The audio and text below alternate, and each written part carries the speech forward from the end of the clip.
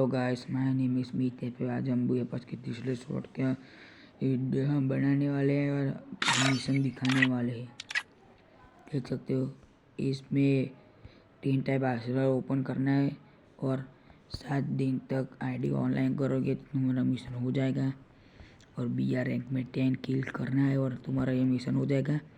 और इसको तुम मारोगे तो ऐसे तुम BR खेलो के क्लासिक खेलो, कोई बात नहीं। तुम 30 बंदे को मारना है, तुम मारोगे तुम्हारा फ्रेंड मारे कोई बात नहीं, पर तुम्हारा मिशन काउंट हो जाएगा। और CS रैंक में तुमको 1000 डैमेज देना है एक की गेम में। 1000 डैमेज दोगे तो तुम्हारा मिशन ख़त्म हो जाएगा।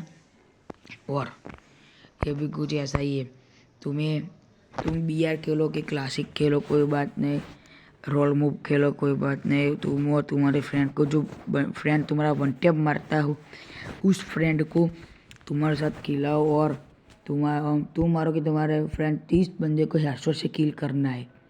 और ये भी तुम्हारा मिशन खुल जाएगा, अनलॉक सारे मिशन तुम्हारे ख़त्म हो जाएंगे और अंदर जो रिवॉर्ड हो तुमको मिल जाएगा। ऐसे ही वीडियो के लिए लाइक करो, चैनल को सब्सक्राइब करो। मैं मिलता हूँ न्यू वीडियो के साथ।